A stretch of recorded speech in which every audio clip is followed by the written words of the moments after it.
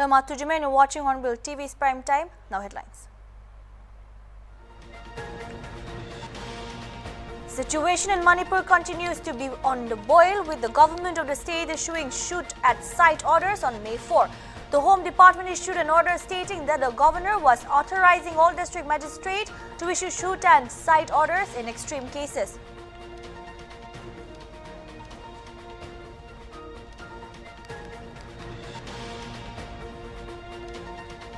Nagaland's Deputy Chief Minister, Home and Border Affairs, Y. Patton, on Thursday informed that the state government has set up a high-powered committee headed by the DGP Nagaland to look into the restructuring and reorganization of Nagaland Police.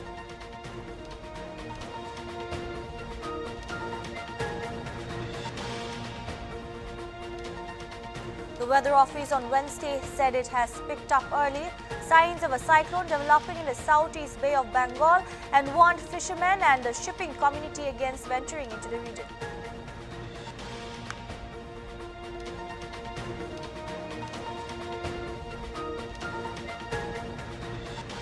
After NCP Chief Sharad Pawar resigned as the chief of the party workers from across the country has been protesting against his decision, and many reportedly resigned from the party. On Thursday, the NCP youth wing protested in Mumbai, saying without power, they cannot work.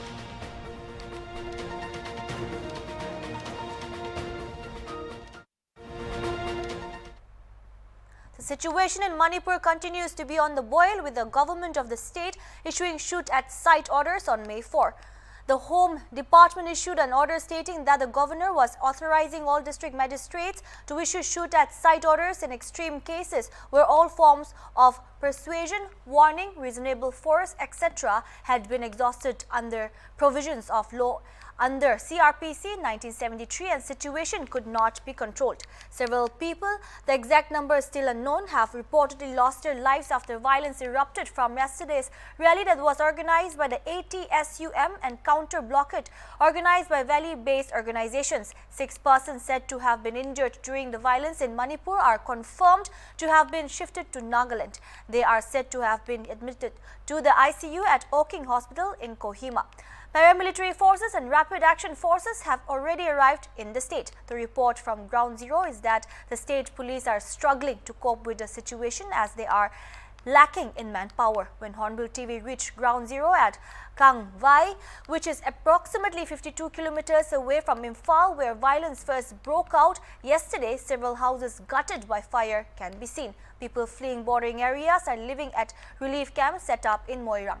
Government figures say that 4,000 people have so far been displaced and rendered homeless. Several people are said to be trapped in the sensitive areas. Chief Minister Biren Singh was about to make a press statement in the noon.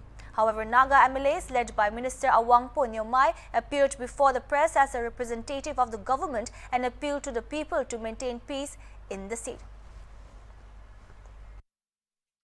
It is a very few numbers of security personnel, but you see, it's a mob, it's a violent. It is a clash between the communities. So within few hours, these demolitions, destroying the houses, killing many people, each other. It is, you see. So how much of have died, we don't know. How much of houses were burned down, we don't know. That's why this sending the central paramilitary forces into late hour, there will be no meaningful.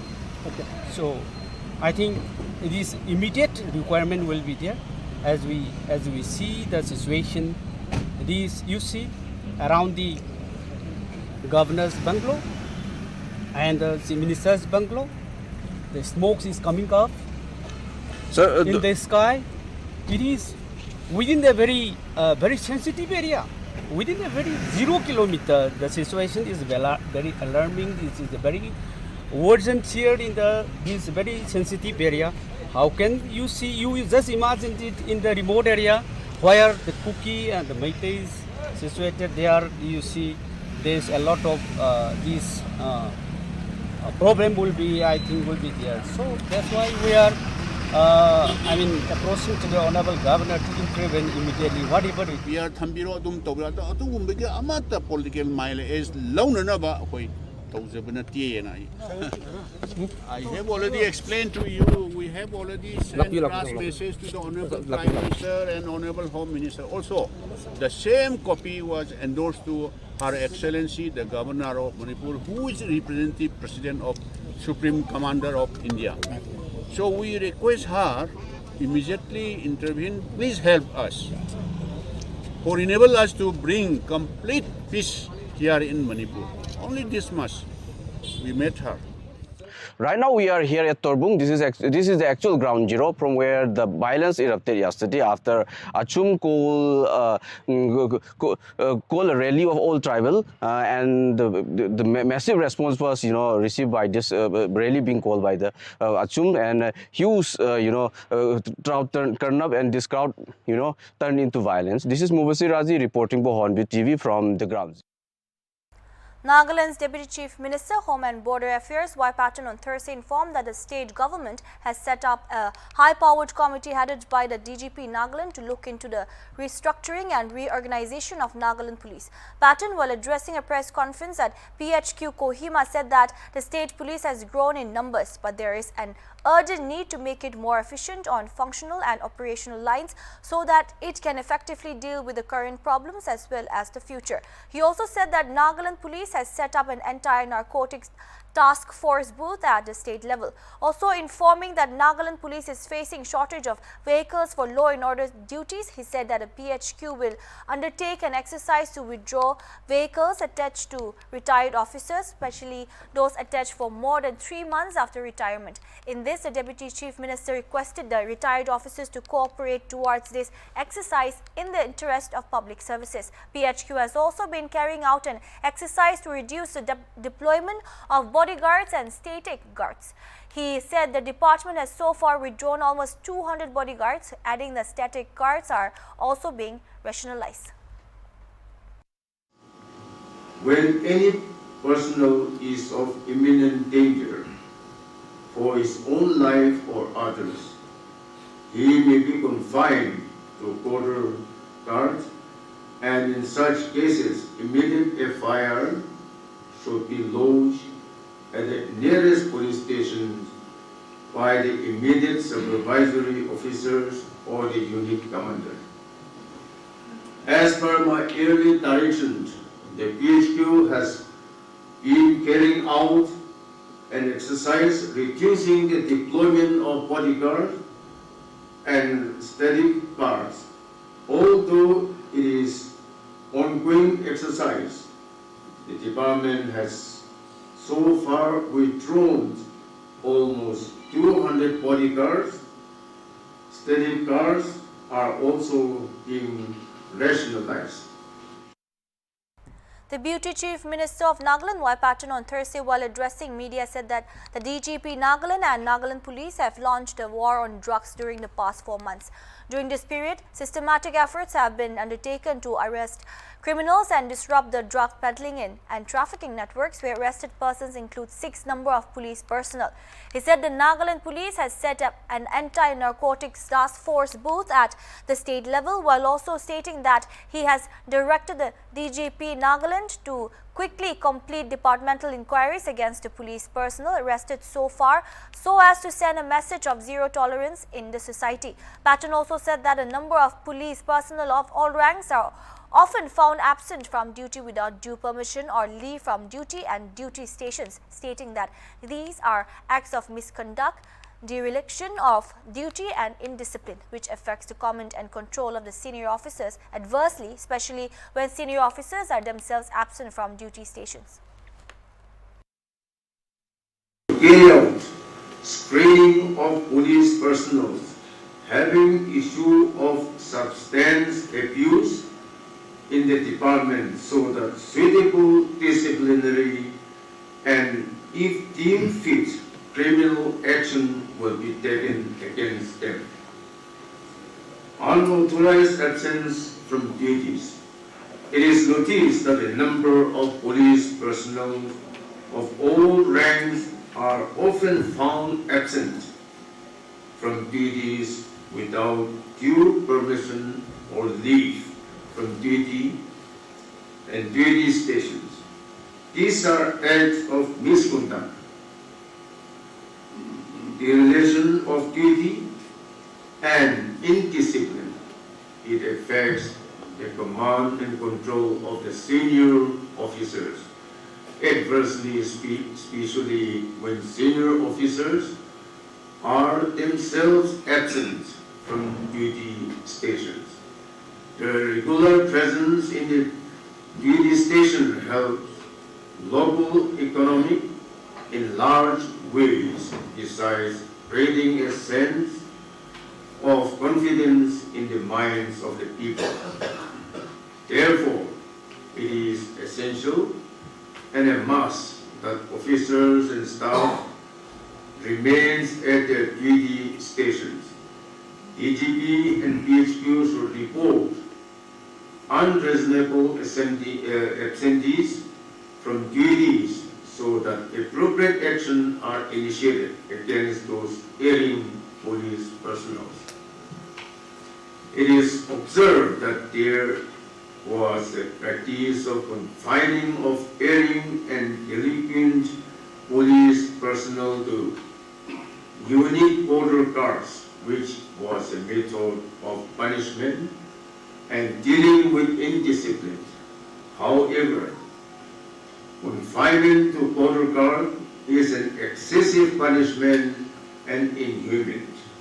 Therefore, the Nagaland Police have decided to do away with the old method of confinement of police personnel to border guard for disciplinary. To tackle the issue of proxy teachers and absenteeism in Nagaland, the Nagaland Education Project, the Lighthouse, is developing a teacher attendance monitoring system as part of the World Bank supported Nagaland Enhancing Classroom Teaching and Resources Project. The purpose of TAMS is to provide all the school teachers and school leaders in Nagaland with the necessary software and hardware tools to report daily employee attendance in a reliable and timely manner. For this purpose, the TAMS will specifically employ facial recognition technology for person identification along with location and time stamping. As part of the NECTAR project's governance reforms, the system is being initiated by the NECTAR project and driven by the School Education Department to guarantee optimum classroom teaching and transactions by ensuring the attendance and presence of teachers in their respective schools and classrooms. In this regard, the pilot exercise is being conducted for all government schools under the Visema block in Kohima district at Chakama STO civil office from May 3 to May 6 to verify all the employees' data and registered authenticated employees via a robust process.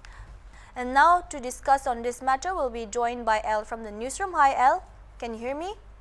Hello Atu, yes I can hear you from here. Okay, thank you so much L for joining me tonight. Thank you Atu. So L, since now that the Nagaland government is going to, as mentioned, they're going to introduce a system to tackle proxy teachers. So how far do you think this application would be successful after the, if it comes out after the pilot testing?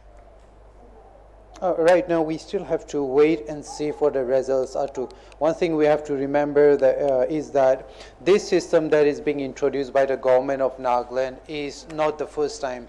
And actually there have been similar, of course it was not technology based, it was not biometric based, but there were similar mechanisms that were introduced by communities and even student organizations. They have their own monitoring systems. And even in the past, the government had implemented various mechanisms to curb this whole menace of proxy teaching in Nagaland. So far, the very fact that for about 2 decades that we have been talking about proxy teachers and the effect it is having on our schools, and the problem is still persisting, itself tells us that the mechanisms that have been introduced even in the previous years have not been successful. So I think it is very too early for us to be optimistic about what the results of this new system might be. So I think it all comes down to implementation. If you are really stringent with your implementation and you are willing to put in not just efforts into developing systems and mechanisms, but also having the political will to ensure that you are instating a system that will actually have penalties entailed on you if you fail to do your duties for teachers.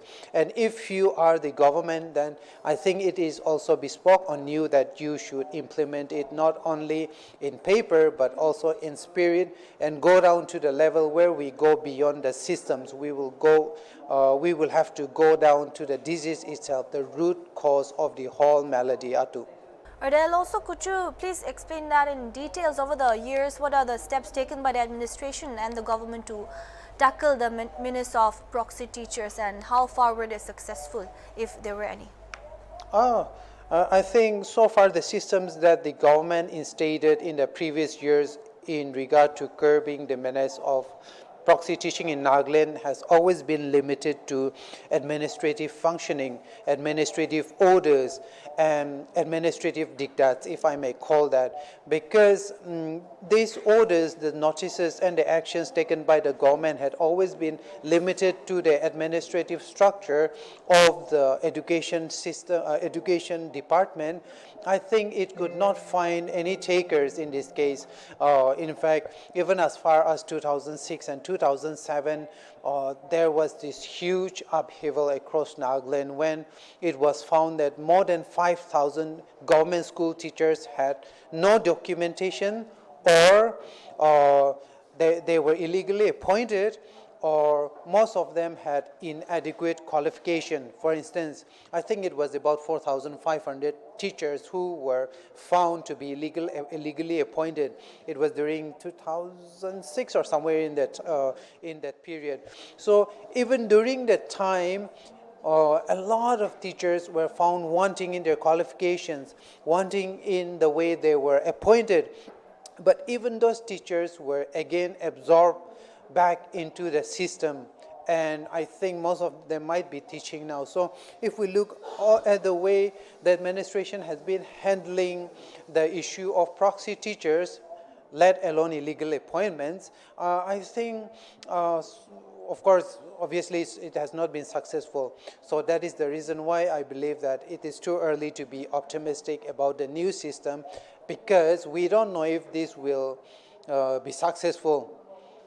The way the recent years have shown that they have not been successful. So we'll wait and see. Atu.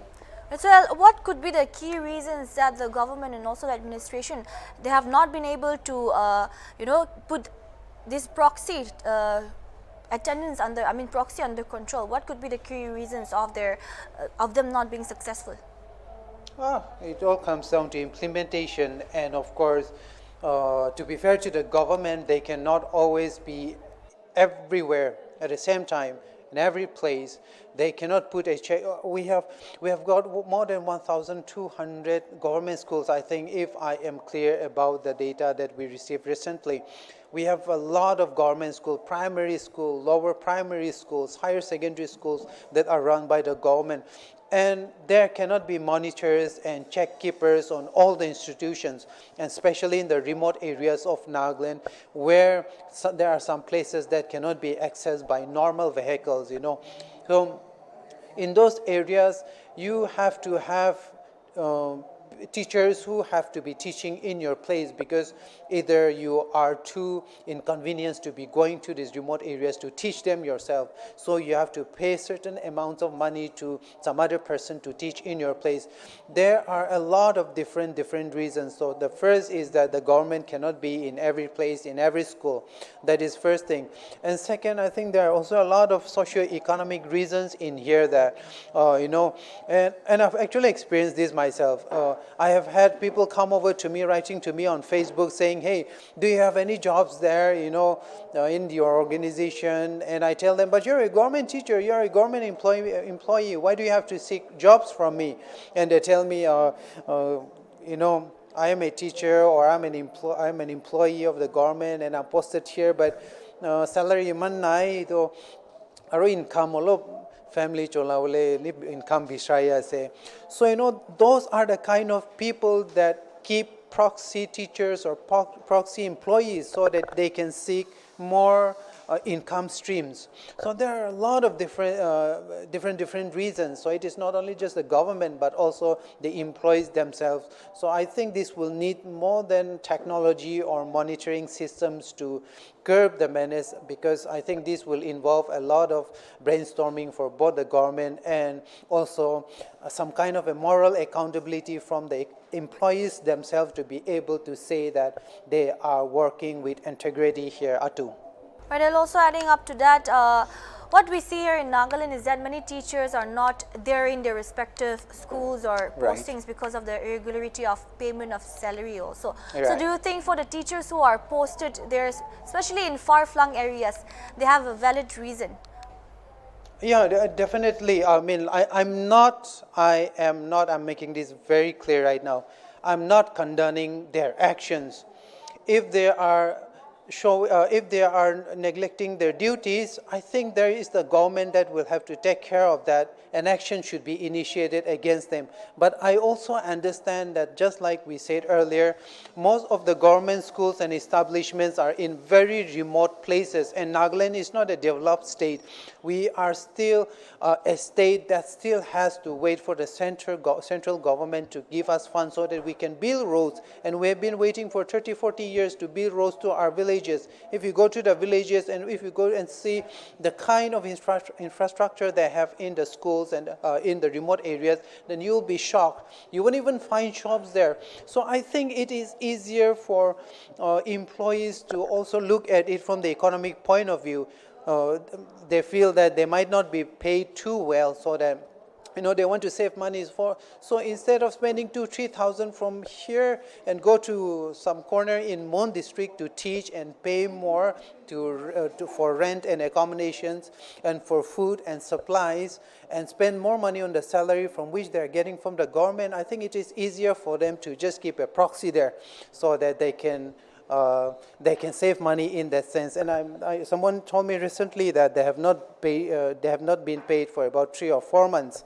And even if my sister-in-law, I think she was telling me we have not been paid for about 4 or 5 months, something like that. So there are real reasons, and I think we can penalize them, do it, take action against them, but also look into the side of the story and where the government fails also: infrastructure, connectivity, road, accommodation for the government employees. And then we can talk about accountability, not only from the government, but also from the education authorities at the rural level, so that they can take control of the situation too.